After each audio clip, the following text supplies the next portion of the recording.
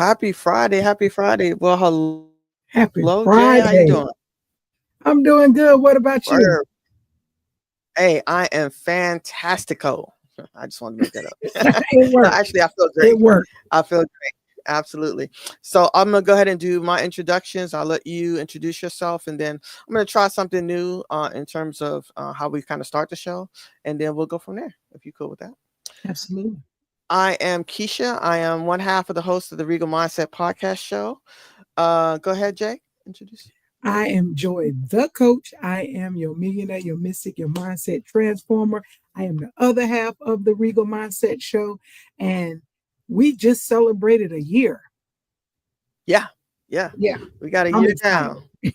Yeah, we still clocking. Listen, tonight's subject is a great one, right? So I'm going to start with posing a question, and it's to anyone who's listening. If you're watching the recording or what have Mhm. you, then we expect or want your feedback. This is an engaging conversation. So I'm going to set the visual.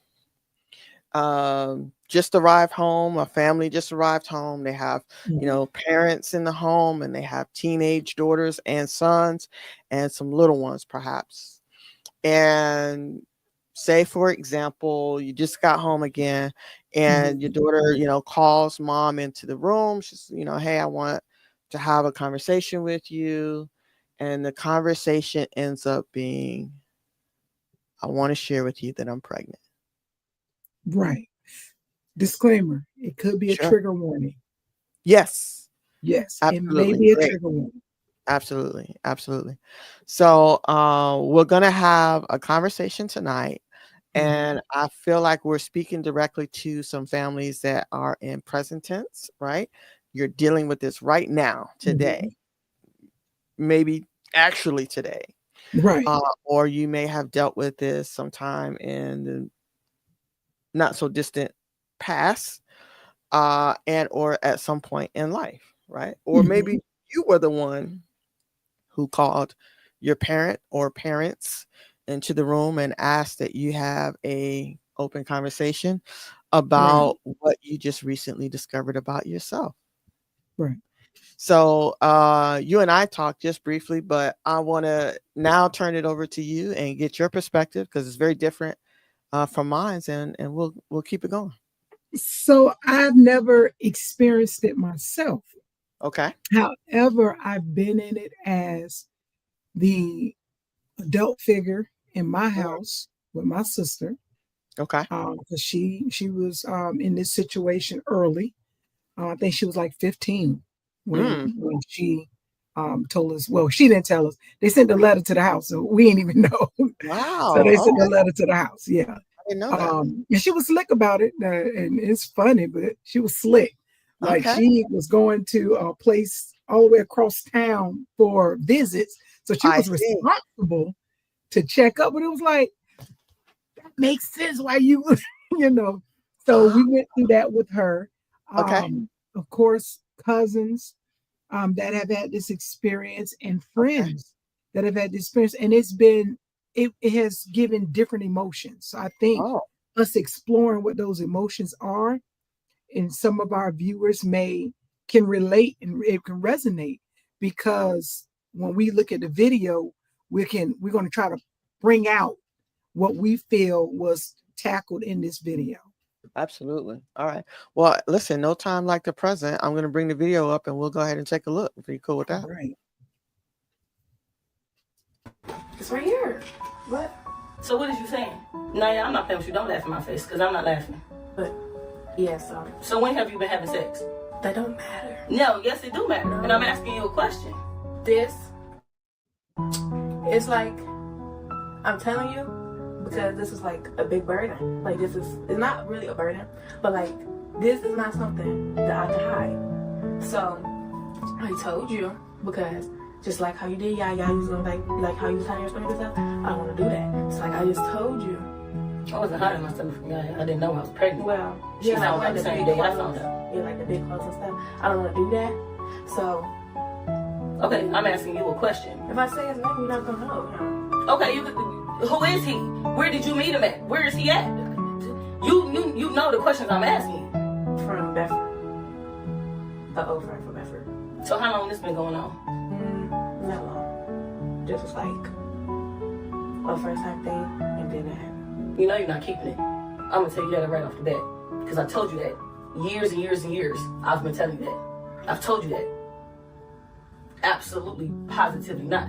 Because like the conversation we've had before, A, I'm 33. Not about to be nobody's fucking grandma. That's out of the question. B, you're only 16, which I had a baby at 16. So I completely know what I'm talking about. Your responsibility is not about to be put on me. I'm not raising another child because that's exactly what it will be, because my last child is 8 for a reason.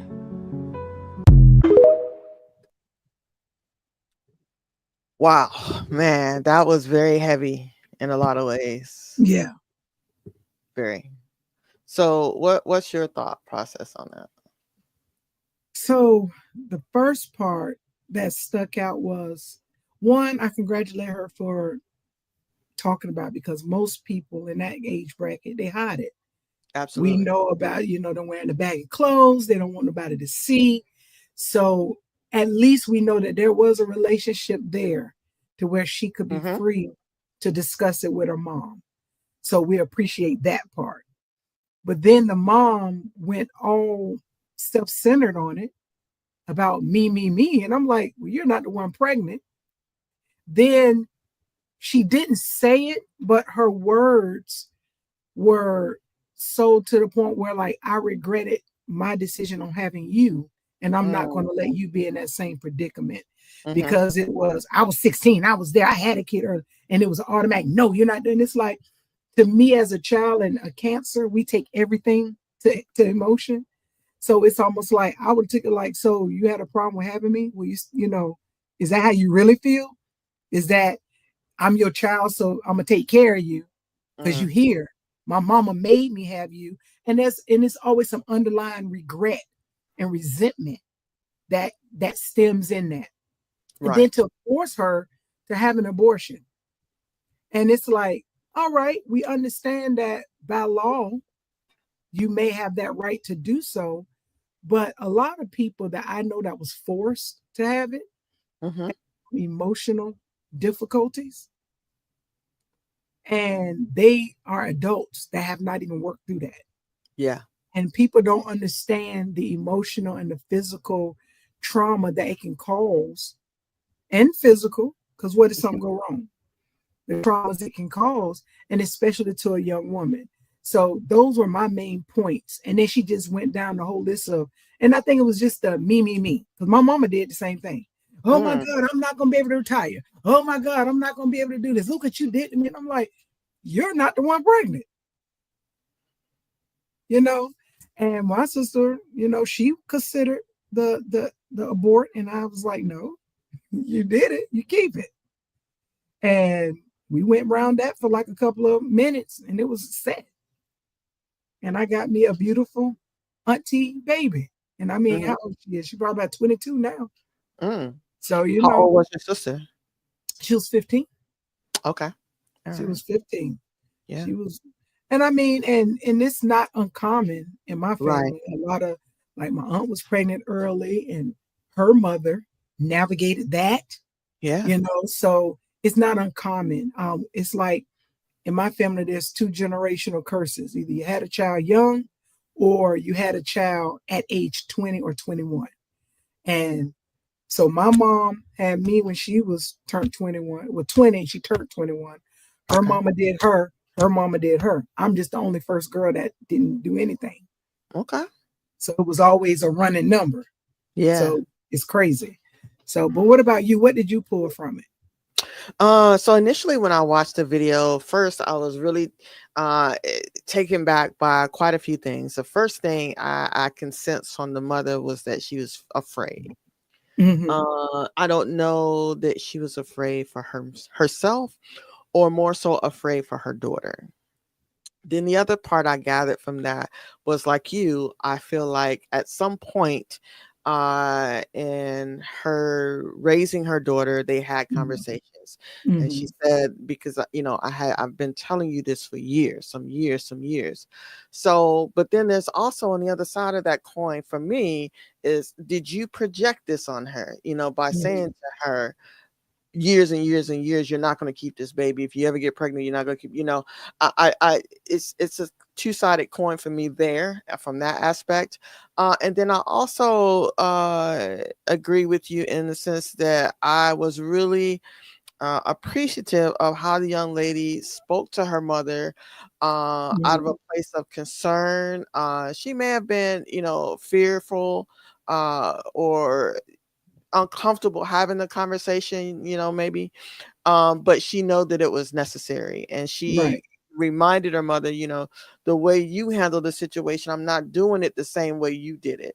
And maybe that was her way of rationalizing things, and her young naive self thinking that, okay, if I address my mother in this way, then maybe I'll have different results. That's initially what I got from that whole conversation. Oh yeah, that's good. Yeah.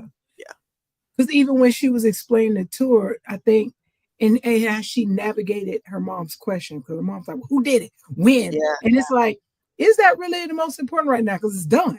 Right. But then I can understand as a parent, you're like, you're going to find where you're trying to find where you failed. Like, was I there? Was it, do I need to protect you or do I need to beat you up? Which one is it? Okay. So it's because you don't know. You don't know if it was your brother, cousin. Okay. I didn't consider you let him come over your house and he's a family friend, but it was raised. You don't know what the scenario may be. So I get from a parent perspective, her line of questioning, but like the daughter was saying, hey, that ain't the case. And that's not even what's the big issue here. Right. Well, I don't agree with the manner in which the mother, in my view, my perspective, she interrogated the daughter, right? It was just the way she handled her. And I feel like as a parent, now, again, I'm just a co-parent, right? I've not had kids, I've not birthed kids, but what I will say is we have to be very careful, like you said, in how we handle or how we treat these young adults. Essentially, they're young adults, right? And in large part, we're their example of how to parent. I feel. And the conversation she had, although she was afraid and she, was caught off guard, I'm sure she handled that situation from an interrogation point.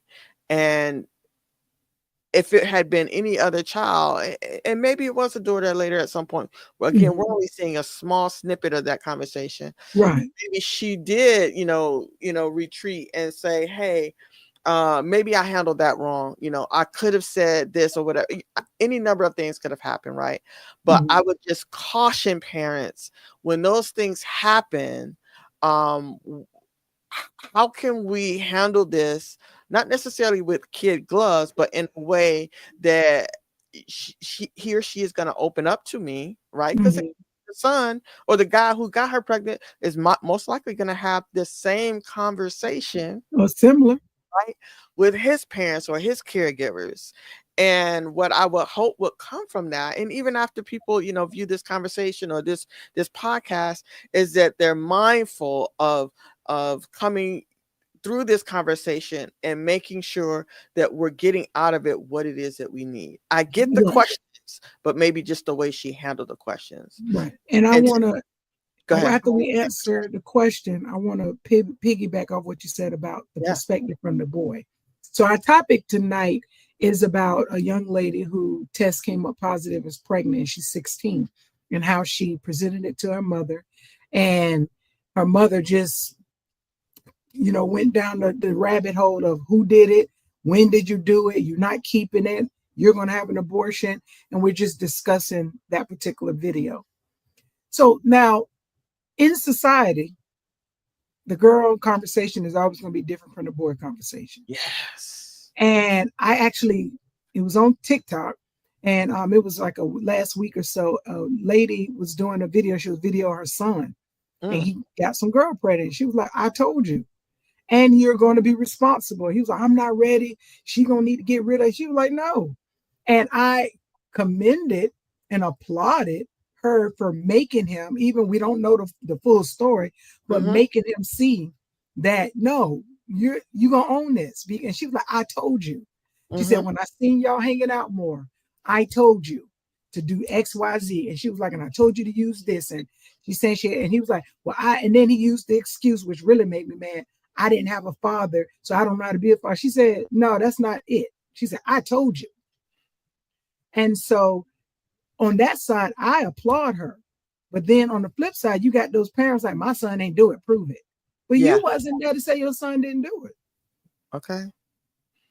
And then you're quick to always want to put the girl in the eyesight of she's bad, she's horrible, as if she played the team of one. And Mhm. I'm gonna be honest, that happened in my family with my sister. Mhm. And now the good thing is it ended up being funny because the mother was like, when we talked about it, and she was like, well, her first thing was, well, we know that your sister does XYZ. I said, I believe my sister. And my sister said, he is the dad. This is where we're going with it. We asked him, he said, well, we're both of them was young. So Mhm. he told his side, he said, but I feel it's mine too. Now, when that baby came out, it was no question, it was his. That baby looked like him from head to toe and still do. So there's no other person that looked like that. And I mean, I'm not saying the bad way. She's a Right. splitting image. There was no question. But it was like, we've been on that side. And Yeah. his mother had to accept the fact that even if it would have came out that my niece wasn't, it's still a strong possibility he's in the number. So you Yeah. can't highlight off of the girls' wildness out there. I can't even say the word right. Promiscuous. Yeah, being promiscuous, and you thinking your son ain't promiscuous. They did it together. Okay. Why is it easier for you to say her as it and then as a mother of daughters? No, it is your fault too. You the main one because you could have said no. Yeah. You're responsible for whatever goes up in you, and you're responsible for what comes out. So now, unless it was forced, Mhm. True. that's a different topic. But if you willingly participated, you gonna own this. Yeah. I don't care if it come out with two heads and a tail. You gonna own it. Yeah. Yeah. So Well, go ahead. I was just going to add, absolutely right. And I'm glad we highlighted the fact that, the conversation with the young man is certainly very different than the conversation that the young lady has with her parents or her caregivers. I, have mentioned this before on this platform. We have adult children. We went through this as well. That's around the same age. Let me say that. Right. Well, let me take that back. One of our children, kids, was 18. One of the girls, when she was pregnant or discovered she was pregnant. She was a senior in high school. I can't honestly say, if I'm being transparent, was surprised. I was surprised in the manner in which she dealt with letting us know, right? So what I mean by that is that she didn't have the courage to tell us directly. She used and leaned on the relationship she had with the school nurse to have that conversation with my wife. And of course, and when I spoke to my wife earlier, she wanted to have her 2 cents in on this conversation, but of course she's working, so she's somewhere in Idaho somewhere. But I will say she was very upset and disappointed. So her initial reaction was much like most people would be. I think with that, and again, I'm just speaking on behalf of my wife, I feel like she was somewhat disappointed in herself and looked internally as if she did something wrong as well. So that's also a good point that we want to bring out. But so I say that to say that these things happen. Us being the adults, we have to think of things of where we were when we were in those shoes, right? I knew from being listen, I did not want to bring anybody's kid into this world. You know what I'm saying? I always said, do you want to buy condoms or you want to buy diapers? And that's a Right. real quick answer. Most people know what they want to do. So Right. if you conduct yourself in that, even to this day, I still tell the boys that. I tell them all that, but that doesn't mean that those things don't happen, right? Mhm. There's means and methods you can do to protect yourself. Absolutely, right? Even kids today, I tell, look, okay, you're adults. There's people out there that are having adult fun time, Right. but they don't always have to be pregnant. They don't always have to come away from that situation getting pregnant. There's ways and methods you can protect yourself and still have adult fun time. Right. So, And I think that, and one, it starts with that conversation when they're talking about adult fun time, because even though I personally, the whole baby thing wasn't in the cards for me because I didn't want to do what you needed to do to get the baby. okay. And it just, I knew back in 78, it wasn't happening. So I just didn't think, I would have done it if I would have forced myself to be in that scenario, because I did want to be a parent. I wanted to be a mother. Okay. So that was it. I just didn't want to do all of that. So you can just give me a baby. I was happy to be a godmom. But Right. but having that conversation, I feel that, I know growing up, that wasn't a conversation we had. I don't recall my In your mama house? ever. Okay. I don't ever recall having a sex Okay. conversation with my mama. Okay. Even when I hit puberty, I don't recall a conversation. It happened. This is what you need to do moving forward. Let me know if you need help. That's Right. literally how it happened. Ah. And she walked out the bathroom. You know what, Jay? I don't recall having a conversation now that you say that. I think my mom handled it maybe indirectly. Like, so she would ask my cousins that was closer to my age, ask me if that, you know what I'm saying? She would go that way. But even still, and I feel like there's a lot of families that conduct business in the same way. Yeah. We gotta change that We behavior, gotta right? change that. We We have to got have to those be open prepared. They don't, and then they Exactly. hide it. They don't hygienically, they're Mhm. not taking it. You got to have those conversations and you have to be okay with it. Yeah. And then, so even with the whole baby thing, my mom was more concerned. So she thought that I was, trying to be fast.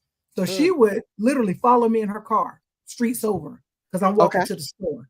But Okay. what she quickly realized was I was fat and I was going to get snacks. So I wasn't going to see a boy. I was going to sit up the Dan's food store at the corner. That's just that. So, and Yeah. she figured that out quick, because one day she come busting around that corner and I was coming out the store with cookies. And so that I was like,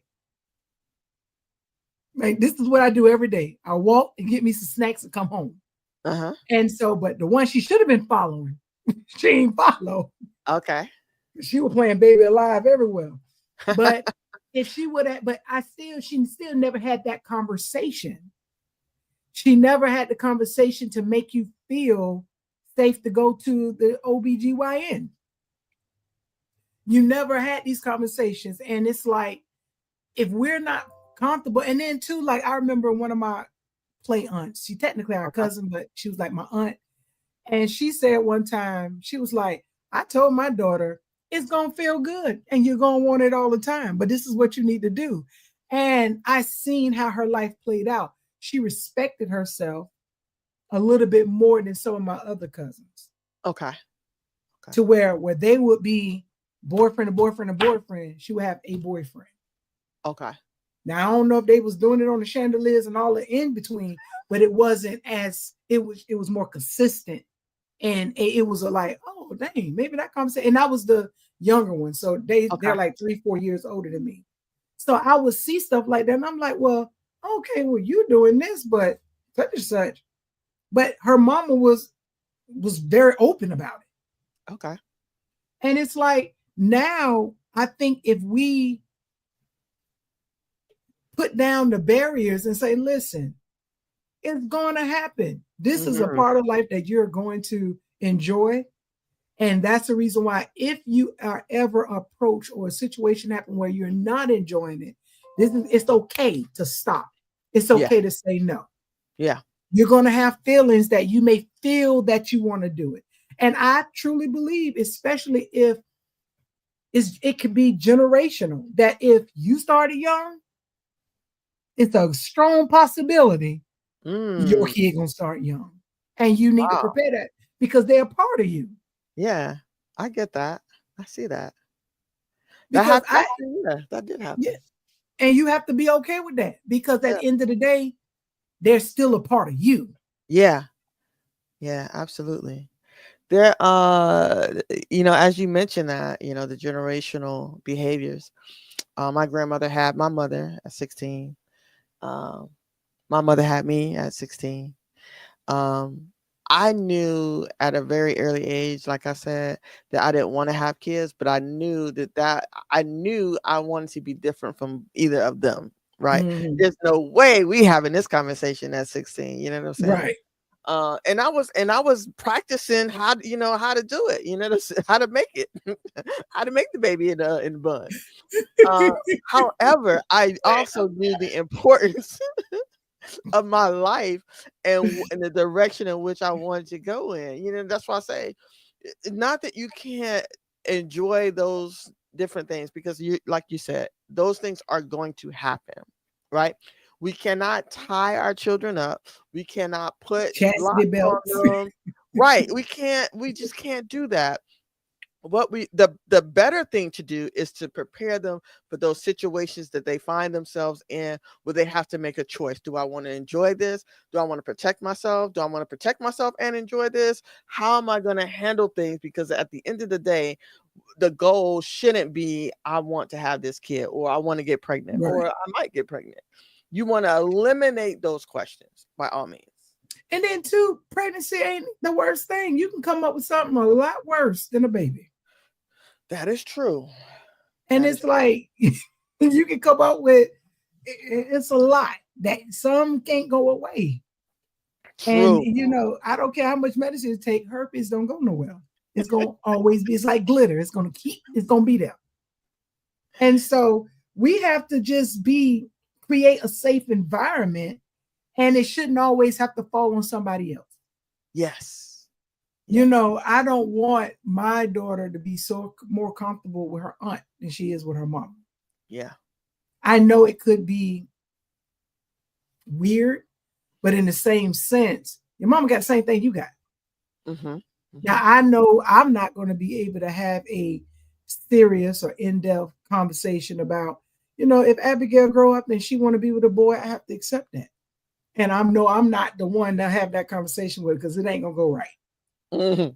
I have no experience in it. I don't care. I'm going to tell you no. And so her mama would be the best one to have that conversation. Right. So it's understandable, but at least you can have that conversation. Sure. But if you don't create a safe space for these children, and then we went through that, I call it an epidemic, where these kids was having the babies in bathrooms and killing them and throwing them and hiding them. And I know when I was young, at my school, we was in middle school actually. And it was a young lady and two boys. And she got pregnant by one of the boys, and they're in prison now. They're still there. Mm-hmm. And they got sentenced to life when we were in middle school. Because Florida, they don't care how old you is. So basically, the young lady got fooling around with the boy, and his name was Octavius Cotton. Oh. And basically, he in there. And so got the girl pregnant, and somehow they managed to get her to come out the house, because he was the child of a pastor, a local pastor. Okay. So somehow they got the girl to come out the house. They beat the girl up so bad, tied her to their bicycles, and drug her through the woods at Samuel Hull Elementary School. And that's where they left her body at. Damn. And when they caught up with her, when they found her, they caught up with them very quickly, and they've been in prison. And we was in middle school, so that had to be around 6th or 7th grade. So Parents, if you got sons, you need to start preparing them too, because you got to keep in mind they're a participant and they can't negate the obligation just because they didn't want it, or they can't, or you can't enable that type of response and make it safe for them, especially if you're a pastor. Like this boy probably, and I don't know what he was thinking, but in his head, he probably thinking, I can't tell my dad. I can't tell my family. They'll be upset. And then now they're really upset because you're in prison for the rest of your life. You were literally 15 when you were sentenced to life. You grew up. That was probably the only booty you ever had from a girl. Good point. Good point. Because you went in, and Florida don't play. Yeah. They don't care if you was a juvenile. You got life. You and your friend. So no. Yeah. No, I just feel like it is our parental duty to prepare our children for life outside of our home. And a part of that is having those difficult conversations, right? That are uncomfortable, right? We've had to have that conversation many of times, right? And although we have children who are in relationships or relate to same-sex relationships, and we have children who date the opposite sex, and the conversation generally goes over pretty well. Most times I would say that the kid or the child is probably more so uncomfortable than we were. And I can't say that we've always had it together. Right. I will say that for the most part, my wife was very general, right? In the sense that, these are the things that could happen, may happen. And this is possibly how it's going to make you feel, and what things to kind of steer away from. Now, again, just because you have those conversations doesn't mean that they're going to go out into the world and they're going to act upon the information you gave them. Right. We hope that they do, right? At least now they have the tools and they have some knowledge, and they're not having to learn and figure everything out on their own, right? So some things that we just are not going to know to say. However, it's unwise of us to think that if we don't talk about it, it's not going to happen. Right. I feel like if we don't talk about it, it's definitely going to happen. Definitely going to happen. Definitely. Yeah. And be honest about it. And if you create that space of honesty, then maybe they'll be free to say, well, I'd rather you tell me than Google it. Yeah. And like, let's talk about it. If it's something I can't answer, I'm pretty sure I can find somebody that can, Yeah. And I think that's probably one of my biggest fears. And I want to answer the question. You said, what's the biggest challenge you think families will face unexpected pregnancy? I would think it's more the emotional stress. Okay. Only because, I would think it's the emotional stress because it's that unexpected. You don't know, what the emotions you're going to go through, how the relationship going. I mean, my sister now, she's ready to have her baby in a couple of weeks. And the emotional stress that she's going through is extremely difficult with him and, and just the situation itself. And I think when it comes down to the financial concerns, we make babies expensive. I made my daughter expensive, I know, because I had to have everything. But when you think about, I understand if you don't have the money and it may but if you prepare, you had 9 months to buy 4 or 5 packs a month to save up. So you just have to plan for that. Do they need clothes every day? No. Now, granted, I went overboard. It was my first one. So, I went overboard. But when you really look at it, that girl had an outfit every 5 minutes. For what? And then we threw we gave so many of them away. She said, tag her in. You want to tag her in? Yes. And we threw away the invite? Yeah, I can send her the invite. And just go on the bottom. We gave away 2 minutes, the one that you sent me in the text, right? I'm going to forward that one to her. Yeah. Okay. And we gave away so much stuff because she outgrew it. Mhm. She couldn't fit the shoes. So it was just like a lot of wasted money. Yeah. And then with the whole bottle thing, a bottle is a bottle. You know, we wanted to go brown. Well, my wife wanted to Yeah. go brown and whatever that company is. I gave my sister that old good old Playtex, and that was enough. Okay. The one that looked like the nipple, literally. Yeah. That was the best one. They didn't have gas and had a little bag on the inside and everything. Right. So, So that go ahead. that's if you're prepared, right? So you were in a position where you prepared and you planned for your daughter. 16 years old, they don't know what a plan is. They can't plan to get past this semester. And that's the reason why So that you have to own it. And as a parent, I'm gonna help you prepare because this is yeah, yours. yeah, yeah. Especially if they're going to decide to keep it. Now, if they, decide to go down the other route, you mentioned that it's the parents' right to have the child abort the kid. They can do that. In I didn't know certain that was states, well, I mean, okay. right now they fighting the whole abortion thing. True, But in true. certain states, yeah, they have to Okay. because a parent has to sign off on it. Yeah, yeah. Well, I know that at a certain age, the parents don't even have the rights to go into the doctor's office. So Right, and for that's them to have a 13. whole, oh wow, That's their age 13. man. But you know what? And I think it's a stigma, especially with Black people, where Uh-huh. we always say, I'm not helping you with that baby. Why not? Because you should know what it feels like not to have help. Okay. So why would you throw that on as a sense of responsibility to not help? Yeah. As your parent, no, I understand, and nobody's ever a mistake. I understand that you didn't pre-plan and prepare for this. That's fine. Yeah. But you have it. You're going to have it. I'm going to support you. I'm not going to take care of you, but I am going to support you. Yeah. Hey, Shay. Hey, so I love this topic, and I'm very, very familiar with this topic. So Okay. the question that Joy answered of saying that she believed it will be emotional, the emotional stress will be the worst. It's the financial. For Okay. I know for me, I had my first daughter at 15, Okay. so my mom was on welfare. I'm in high school, so I have no job. I have no way of making means for my daughter besides WIC, and I wasn't even allowed to get like food stamps or anything. So the only thing I really did have was WIC, which that's what formula for a few months, cereal Uh-huh. when you get to a certain age.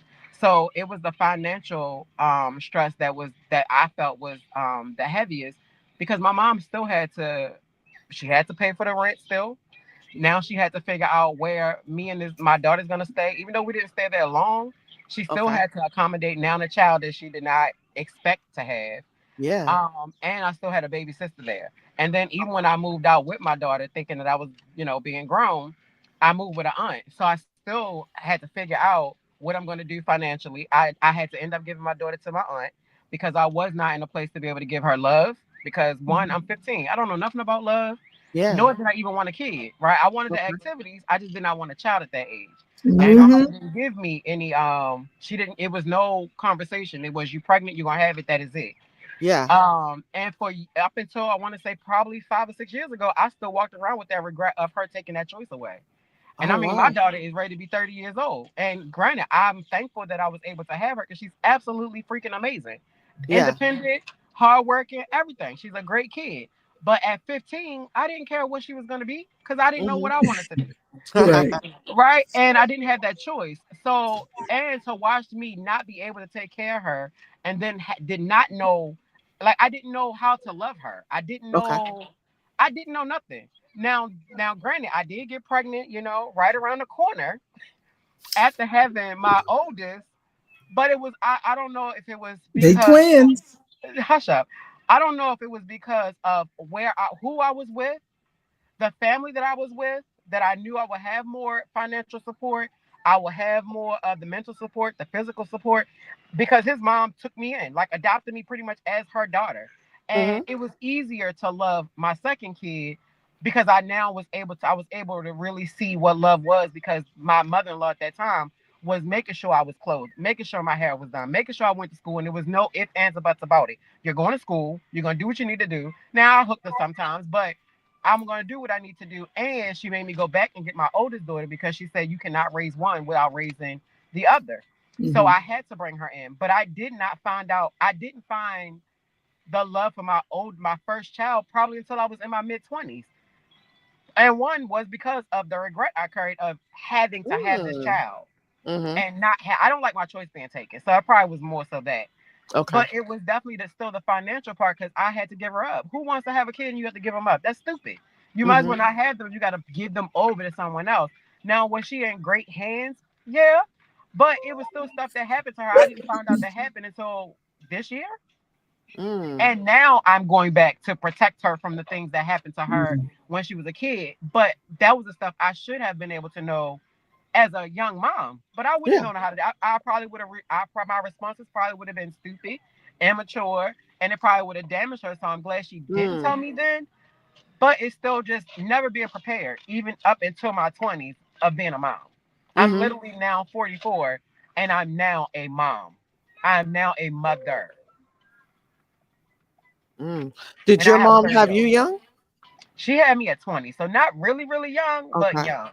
Okay, all right. And then I was given to my aunt and my grandmother to help raise.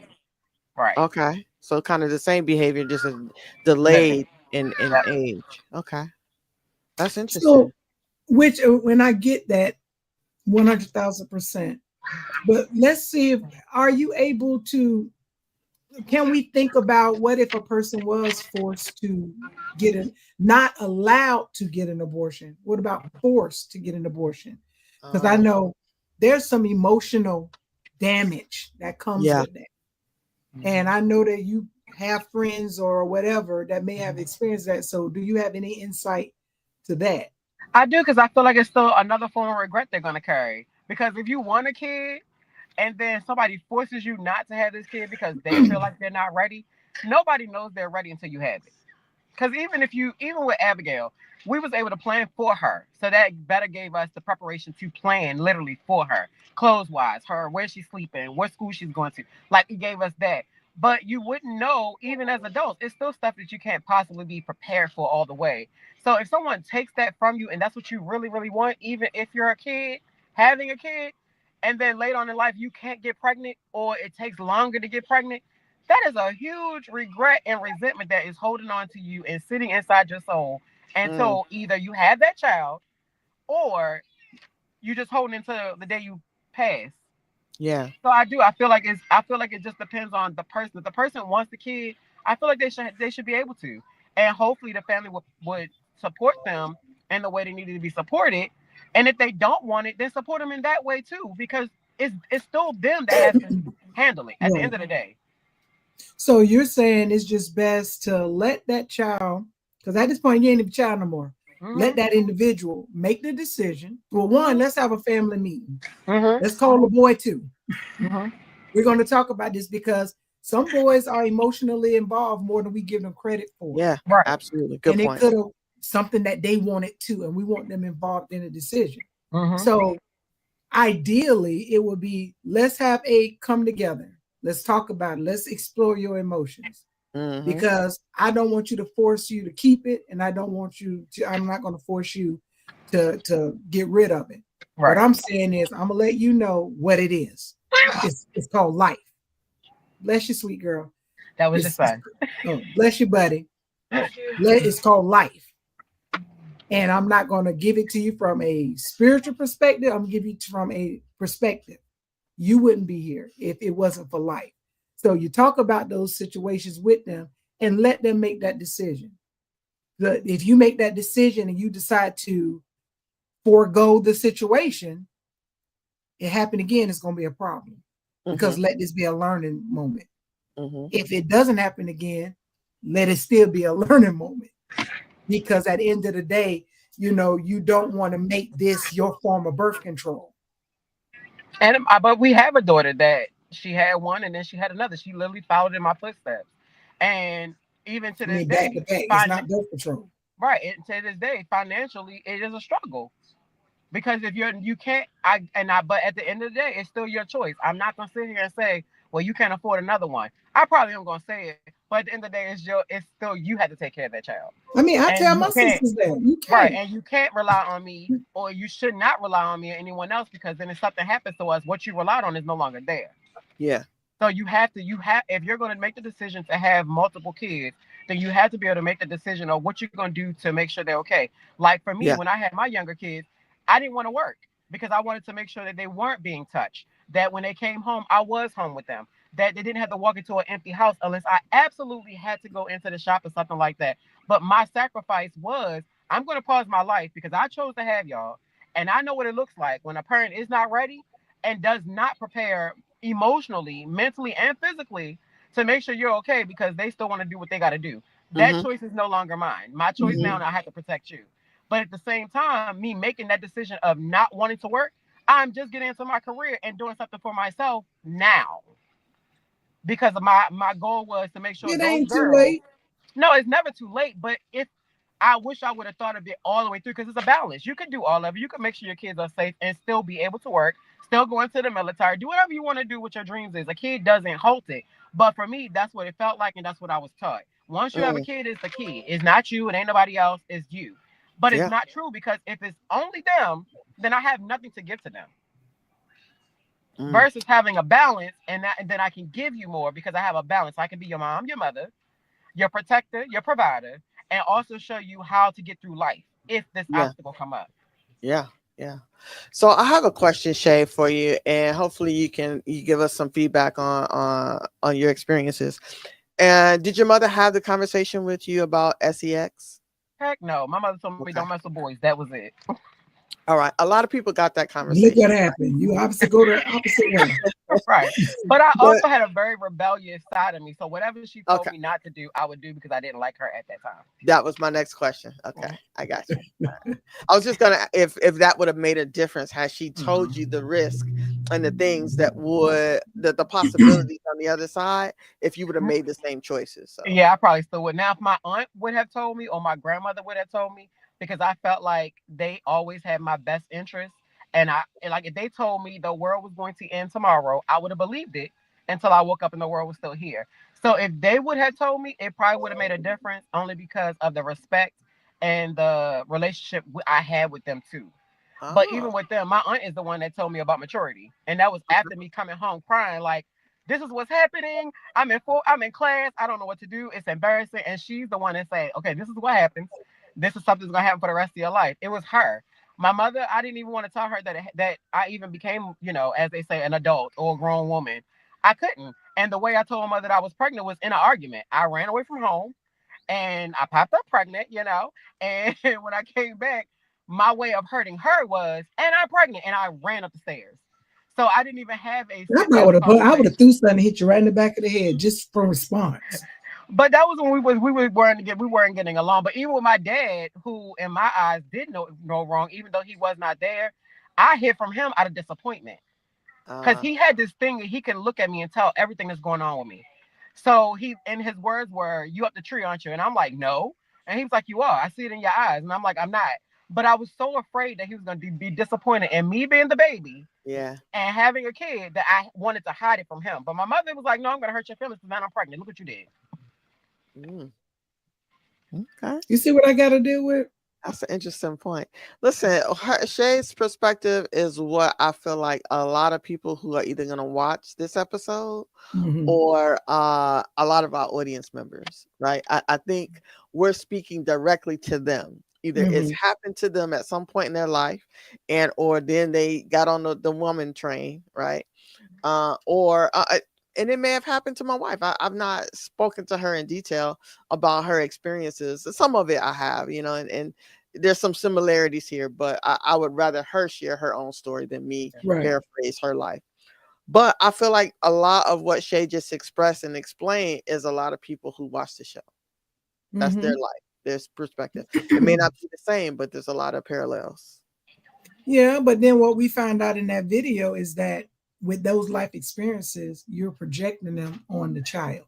Yeah. Because in the video, the mom was like, "Who gonna take care of him? I'm gonna want to take care of him, and I'm Yeah. not. You getting rid of it." And it's like, to me, all I heard was, I love you, but I regret having you early."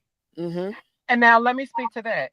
I don't feel Mhm. like it's that because I wrote in the comments with when I had Shanera, the first moment and I do it with Abby even to this day. Now I try not to put myself in the place of planning her life because she's a Capricorn. I'm not gonna be able to do it. She's gonna do what she wants. But when with Shanira, which is my second daughter, I remember combing her hair for I think it was like first grade. And I in my head I already seen her married. I seen her career. I seen her having kids after she was established. So it was more so of a disappointment. So out of that disappointment, the words that come out of your mouth or the the pullback is more so the disappointment. It's not really the regret of them getting pregnant or the regret of the kid. It's the disappointment of I wanted more for you. And sometimes when you're unhealed, you don't know how to just say, I wanted more from you. However, this is where we are. But now let me help you through this road. Because that was not my response when I was happy that I had my grandkids. However, with no. And then when she came with another one, absolutely not. I didn't understand. I was pissed off and beyond disappointed. And it took me years to get past it because for me, It kept she was happening. my what you say? It kept happening. That's why. Not even that. She was my only kid that did not have an ailment. So she didn't have restraints.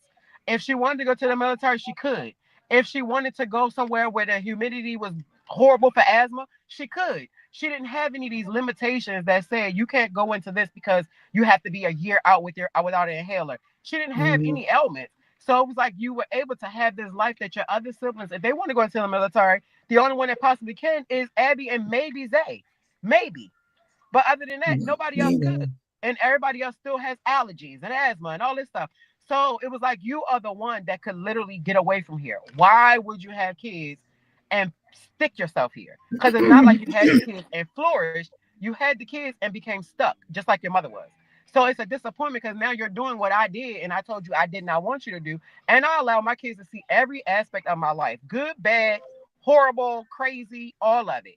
So it's not like you have not seen me not have food in the house. It's not like you did not see me crying. It's not like you've seen all these things. So then why would you purposely put yourself in a place of having more than one kid back to back when I had the stories of how hard it was to put two kids in one stroller by myself? Now, granted, her father was amazing, but he also had to work. So that means if he's at work and I need to go to the store, and at that time I wasn't driving when I had them two, we got to get on a run on a city bus with a stroller and two kids, and ain't nobody helping you. So you got to see these things, and then you literally go and say, "Oh, I'm gonna be just like my mom." Not at that age. Like, let's skip some years, yes, but not at that age. So it's a disappointment, and when we don't know how to say that I'm simply disappointed, but Yeah. I will help you, it comes out wrong. But but in that case, let me ask this. Would it be seem unfair to have that expectation and that disappointment when that's what you showed them? You didn't show them a different life, not you particularly, Right. but you didn't show a parent didn't show them that, hey, there's more to do than go and hump around. Let's go travel.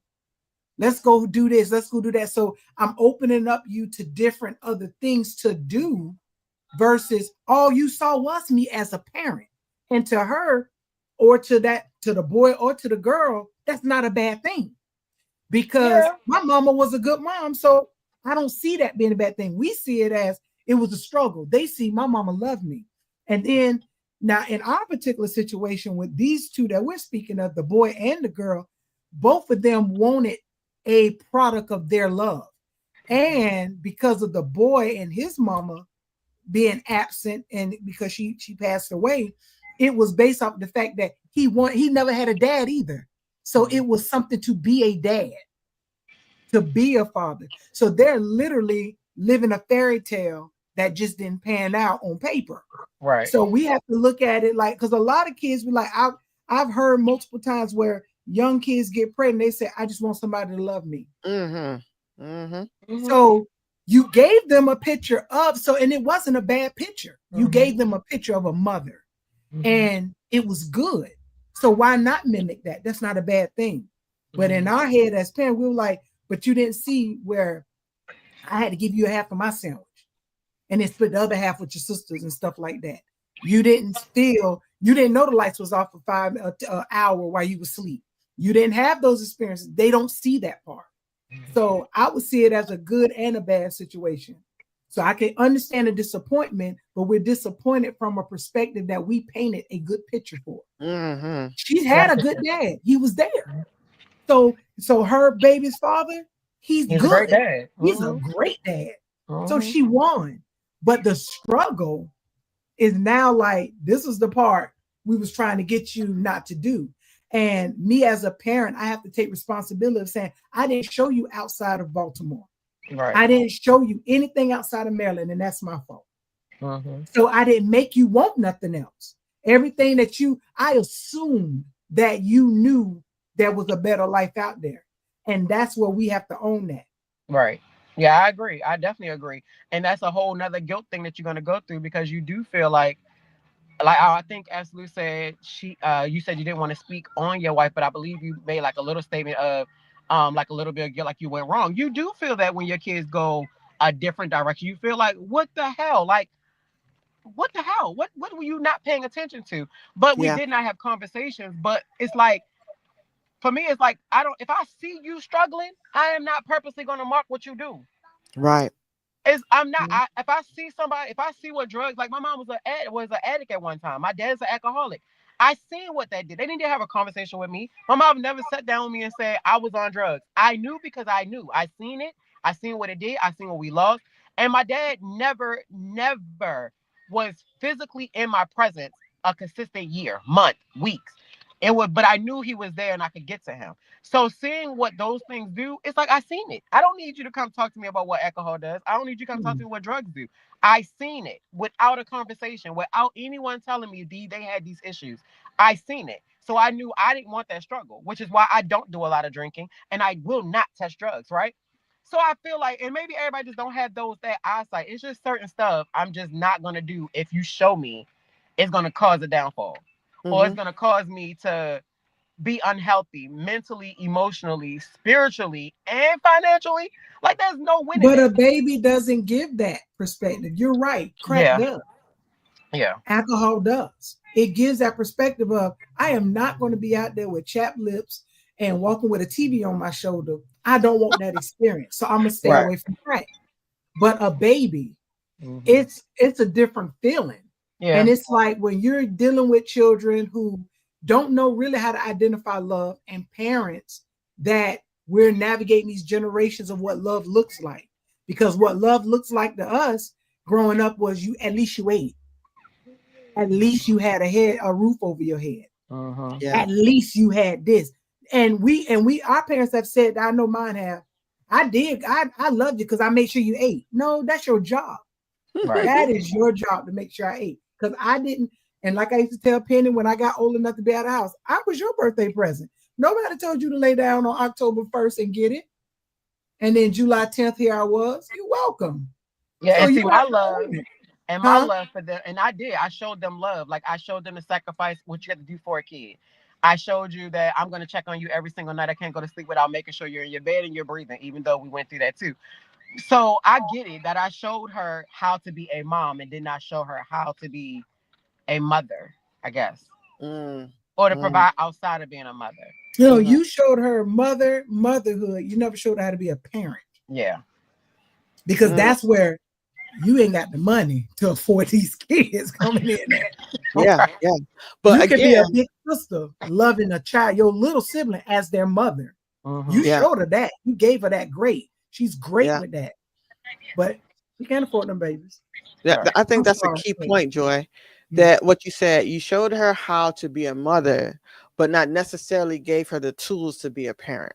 That's a lot of people that we're talking to that watch our show, that either that has happened to them or they're actually doing it right now. And they don't realize it. Another thing that you mentioned earlier, that a lot of times teens, really young adults, see having a kid as at least somebody will love me, right? When in reality, what we should be asking is, why is it that you don't feel love, right? Why do you feel as though this baby is going to solve this problem for you in your naive mind? What is it that happened to you in your life? What is it about your life that doesn't make you feel love? Right. Do I need to put you in a hobby? Like, you want to be in tumbling? What do we need to do? Yeah. What is the biggest challenges do you think? Okay, I'm gonna read it out loud. What is the biggest challenge do you think the family face with unexpected pregnancies? It is the money side, or is it the surprise in general? We're looking at it, Turks, from both angles. So the Shay Gator perspective on money. I'm feeling more it was just a surprise. Like we weren't prepared for this because maybe I did have a plan. I was expecting you don't talk about college this much. I was expecting you to do that. And then now you done popped up. And I mean, I personally had a full dream about my baby. And in the dream, she was in college and she came and told me that she was pregnant. And of course, Shay was ready to pop off at me because she thought I was going to respond in a different way. And I was like, don't tell me how to respond. And I dealt with it was a full, colorful dream. I dealt with it, and me and Abby I was laying down and she was laying on my arm. And I told her, I said, I'm disappointed because I expected you to know better. And you're in, and I don't want you to have the weight of a responsibility. However, I support you. And until you get through with school, we're going to make sure that we support you. So I actually had a different response because normally I want to choke her out. Why are you doing this to me and all of that stuff? So I think I'm prepared for that conversation if it happens. I mean, I think we are now because after that dream, we had the conversation of what happened. And I believe I remember you agreeing with me that child will be with us while you finish what you got to do. Yeah, because you're not stopping. Because that would have been great being a teen mom of somebody that was in a financial place to be able to not take the kid though and make it theirs or take care of all the responsibilities, still make me responsible, but still be able to help me achieve what I need to achieve. So I'm not just sitting in the house like the rest of my family with kids. Gotcha. So I'm going to answer also, Turks. Hopefully I'm saying that right. My response to your question is, I look at it from a financial perspective, right? And a large part of what contributed to me not wanting to have kids was because at the very least, you got to pay for some sort of college education or some sort of training or skill set that they have to learn in order to get out of your house. They haven't even eaten yet. They ain't got no clothes. They haven't had Christmas. That's 18 Christmases.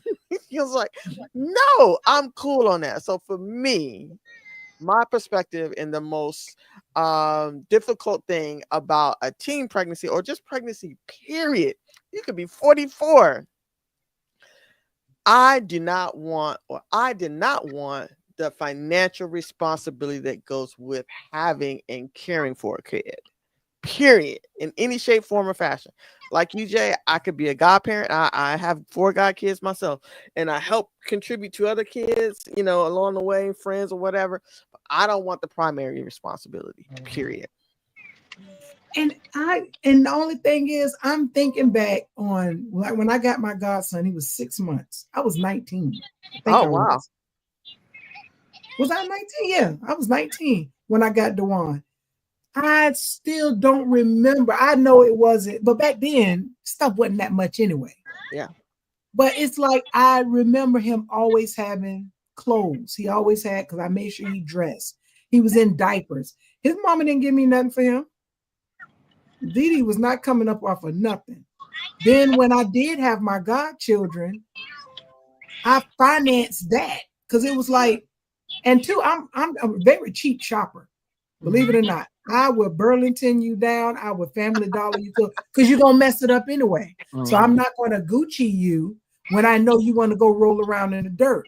I'm gonna be mad. So I might as well go get all of the Peppa Pig you want from Family Dollar for $5 when they had a little dot sale. So I'm stocking up. So I've not always been in the best financial position because at 19, I mean, I had my own place and all that stuff like that. But we was making what, $7, $8 an hour back then. Yeah. So the financial part wasn't an issue. It was, it really, I don't think I just wanted to be a parent. So I don't think none of it was an issue. But I also think the reason you wanted to be a parent because you already was one. Because you had to take care of Angie, you had to take care of Jen, So even though you didn't physically give them birth, they're just as much as yours as they were your mama's. Yeah. So Now you were that was a already put financial part right, and you because were I had to already do put some in that strange place for some of change. right, and that means you had to already put yourself in a place of sacrifice, making it happen, and you are the natural person. Your natural being is nurturing and making sure everybody is okay. So for you, it was already natural to make sure everybody was okay. You already had the mother instinct because it was already given to you, whether it was by force and it became natural or it's just who you are. Now, I could say meeting you, that's who you show to be. It has not changed in all these 13 years. You are always super safe somebody. So I know that that's who you are naturally, but I feel like it probably was forced on you, but because of that, you were prepared. So having a godson and making sure he's okay, that's nothing new. You had a whole baby and you were what, 13, 14, taking care of your newborn sister? So you was a teen mom. You was a teen mom of two. No, ain't that so?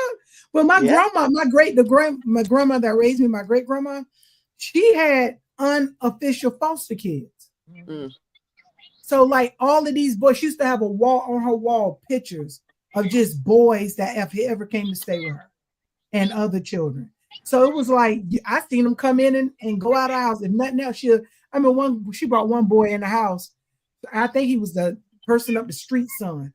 And I found him in the ditch. And when the mama came, my grandma jumped on her. It was like, you ain't taking him because he was in the ditch and he was hungry. And she kept that boy. Well, hold on. It said, do you think another point for especially young parents for it to be socially acceptable to have an unexpected child? No, I think it is socially acceptable. This is my personal opinion. I think it's almost like when everybody wanted to be gay. Mm-hmm.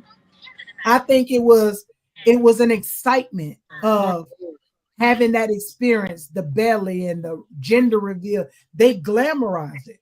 So I think to me, it's socially acceptable now. And the only way I would be shocked if I see a 12 or 13-year-old with a baby. But if you 14 and up, I ain't shocked. It just says my son is 29 years old. And stated that he wants a baby now. Okay. He has an income. He has an apartment, new truck. Still comes to their house to eat, wash, etc. So I don't know how.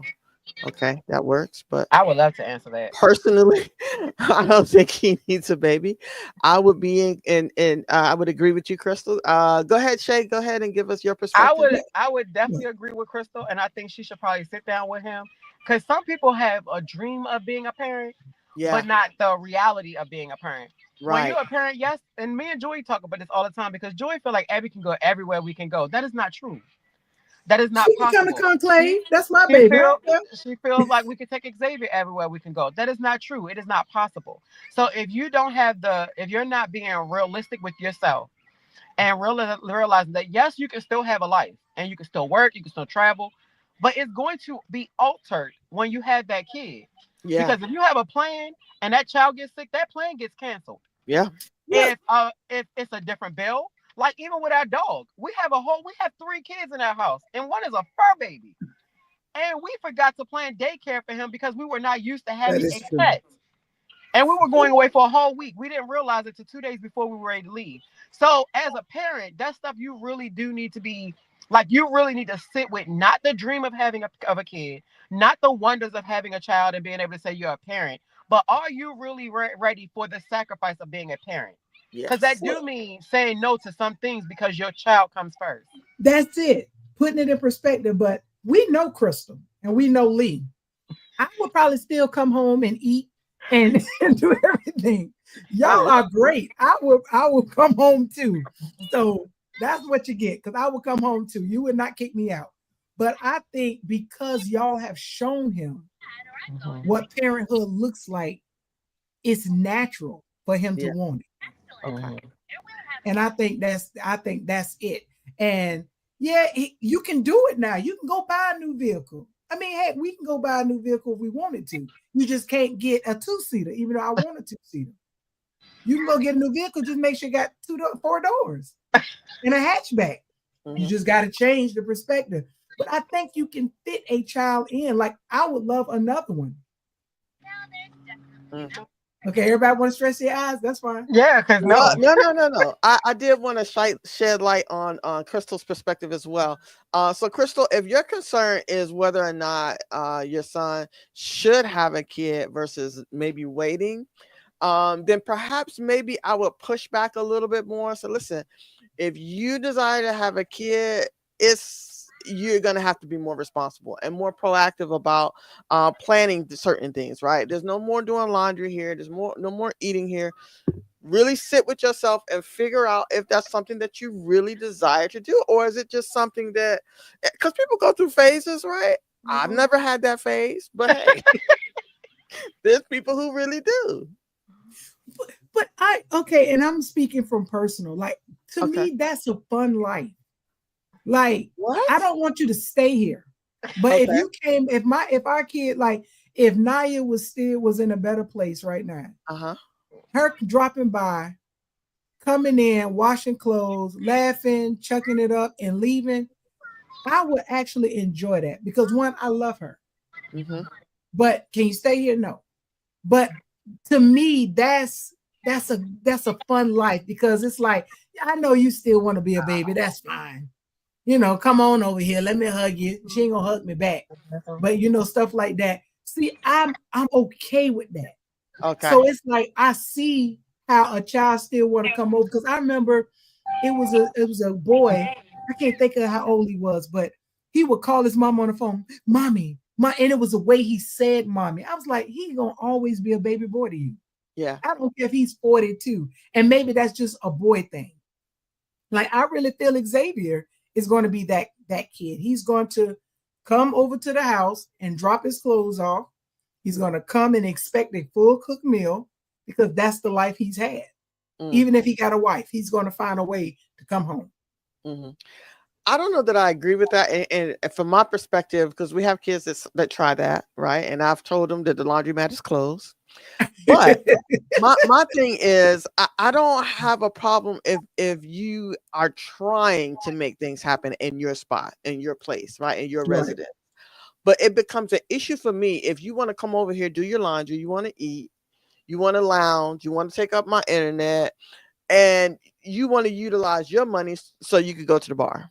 That's where I have a problem. That's where, I would have a problem with that. You can't come over here and do laundry because you want to go buy you some drinks. You can't come over here and eat a meal because you don't want to buy groceries. Like, no, we have one child that does that. She'll dress her daughter up and bring her daughter over to an event, and then next thing you know, she gone. And then she come back after the event is over. You can't do that. Because we'll be like, no, we see you walking out that door because we know she gonna end up spending the night. No, you ain't finna suck us in. You know which one I'm talking about. She does it every time. I do. But see, I'm with Absolute. You can come by and grab a meal. You can come by and chat because yes, I would love that because I did that with my grandmother. And that was what I seen my aunt do. She went to my grandmother's house faithfully every single evening just to chop it up with her. On Fridays we stayed later. On Saturday we stayed later. On Sunday we did not go visit. But and it was great. But again, she didn't go over wash her clothes. She didn't go over to get a meal. Sometimes she even brought her food. So I feel like that part, but you come and wash clothes, no ma'am. Is you putting it on the water bill? You come in and use my internet, is you helping paying? It depends on how many times you come in because you have your own house. Stop by. That's what it means. Stop by. Hi, watch a movie. Pop popcorn. Maybe I'm living the wrong dream because I'm like, your dream comes from those TV shows that I want my kids to come home from school and come home for the spring break, and you bring your friends over, and because everybody wants to come to our house. Like, I like that.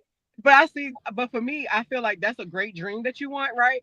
But I feel like as soon as Abby or Zay bring their friends home from college and their friends don't know how to keep their hands off the wall or not how to be messy, you're gonna want everybody out the house. I learned you change the type of paint that you have. You don't get flat paint. Absolutely. Please remember this conversation. Absolutely. We got a few more years. I got you. Why is it that grown touching the walls anyway? Because they do. Everybody that come downstairs put something on the wall, whether it's an arm or a hand. It doesn't matter how old you are. I still do it, and I'm 44. So maybe you need a new paint. No, I just watch what I do and get it off. But no, I feel like it's a TV show. But in real life, no, I want you to get out and be out and just stop by. I'm fine with you coming for dinner on Sunday. I'm fine for us having a day that you come home. I'm even fine with you coming home from school if you're in college, because I don't want you to have unnecessary bills while you're doing what you need to do for yourself. But if you are not in school, there's no reason for you to be staying at my house. There's no Now reason that's for why I got a at my problem. house. There's no reason for your Mm-mm. kids to be at my house unless I call you and ask for them. That's what I feel. Yeah. And you don't ask for none of them, so we know that ain't happening. I get it. No, I understand everybody's perspective. I just feel like it is a huge responsibility Mm-hmm. to be a parent to someone, right? Yeah. And me personally, I just don't take it lightly that, you know, would expect other people to babysit for me or to care for them as if I would, you know, right? Because they're Mm-hmm. not me. So I just think about those things differently, and it just wasn't anything that I wanted to entertain in terms of my life. I like my freedom, my flexibility to go and come as I want, to spend my money how I want. I don't want to be forced to have to buy you a Happy Meal, like just because you Not the a happiness. kid. Yeah, you know, you know, like why you can't work? You know, I don't know. Right. I ain't got Happy Meal money. Yeah. But no, I agree. We're a little bit over on time, so if you guys are cool with, you know, we No, can we're continue the good. conversation. One other thing that I wanted to say is again, so once a young lady discovered, you know, she was pregnant, she spoke to her mom. Mm-hmm. Now they get into the place where they're problem solving. Right. And so that goes to the conversation with perhaps bringing in the young fellow, right? Assuming that he agrees that, yes, this is Mm-hmm. my kid. What does that problem solving look like? Right. Or how are we going to say that? Are we going to say that we expect you to contribute in some way? And what does that look like? What's fair? Right. We're gonna obviously the mother of the young lady is gonna probably have the baby more just because, you know, the baby's Mm-hmm. gonna be with her. What does that conversation look like? What does problem solving look like for both parties, and what's fair? Well, it was fair is allowing the two that made the baby be more involved in the decision making. Okay. I think Create that's those fair problems. Solve because those at problems. this point you're no longer a kid, so Right. I can't navigate that for you. We're gonna have to do a speed writing class on what it is to be an adult Okay. and be fair on the conversation. Like, listen, yes, you're the woman of this situation, you're the man in this situation, but both of y'all have equal say and equal rights. However, if she decides that it's not best for her body, then we're going to let y'all have that conversation because we have to take in consideration boys do have feelings too. Yeah. And we don't want him to have some type of trauma saying that I was left out, nobody considered me, or think his decision is less than. So that is what's fair. And then the parents have to come together after they've made their decision. They say they want to keep it. What does that look like in your house?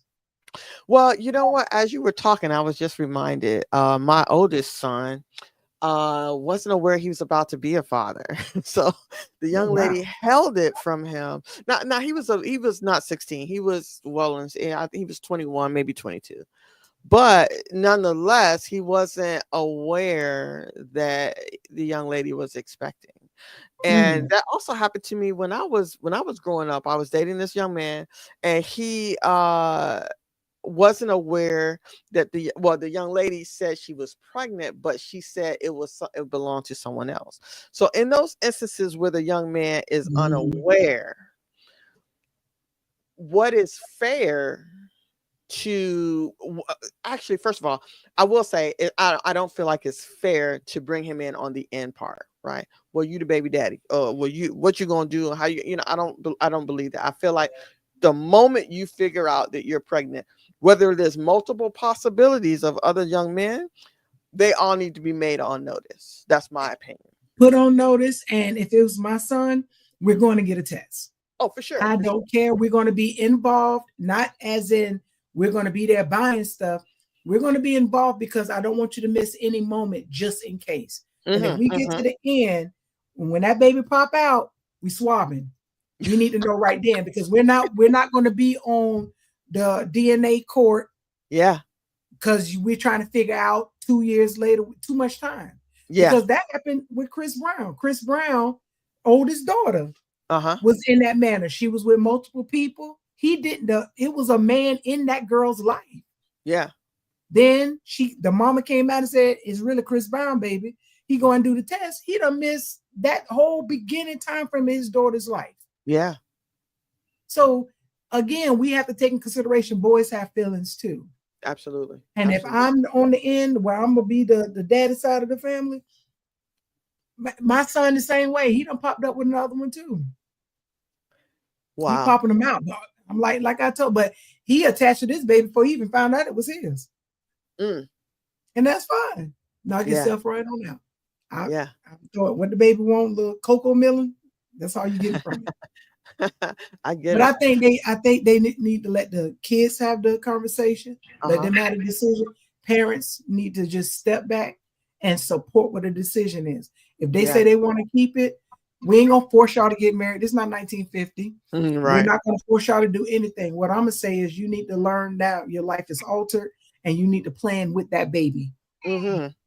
So if you're gonna go to school, then y'all might want to go to school together or somebody alternate. I don't care what y'all plan is. Yeah. We're going to support you. Yeah. But y'all still need to make a plan. We should not be your primary support. Right.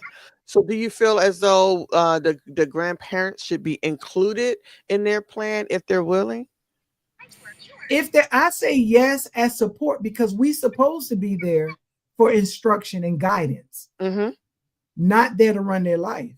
Right. If this is something they choose to do, then I'm going to support your decision. That doesn't mean my pocket has to support it. That doesn't mean my house support it. I support you emotionally should be enough. And if I want to do anything extra, that's why I'm grand. I'm at the end. Yeah. Yeah. And if you need a break, I want you to have a safe place to drop the baby off so you can go and have a break, but you're not going to be in Cabo. That baby going to be in Cabo too. Okay. Because I'm going to get a ticket and we all going to be in Cabo. Get your baby.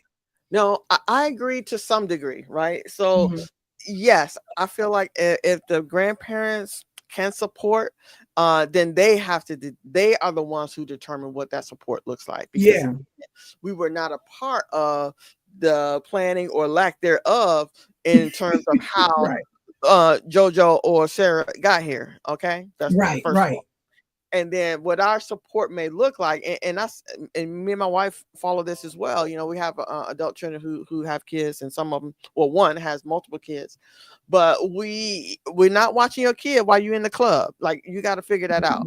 That's not our job, right? And you're not gonna guilt me because I'm not watching your kid because you want to go to the club. I want to be in the club too. About that, yeah. And then the other part of it is financially. Anything, and I always say this, I even say this to my wife, parents, mothers, y'all are the first line of defense, period. Anybody thereafter is there because they want to, they choose to, not because they have to.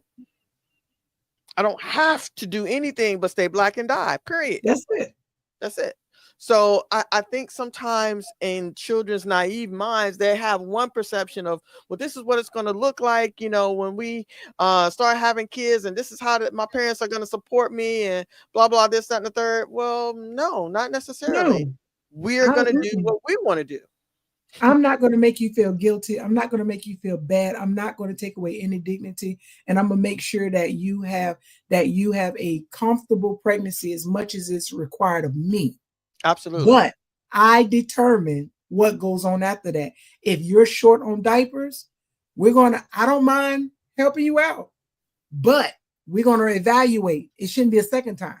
I understand things happen, but your primary needs for that baby is your responsibility. But if I want to go get it a little Gucci outfit, that's fine, but you should already have the Geronimos.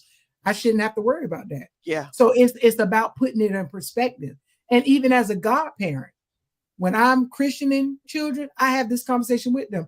I did not choose not one person that's in my child's life for their financial means. Mm.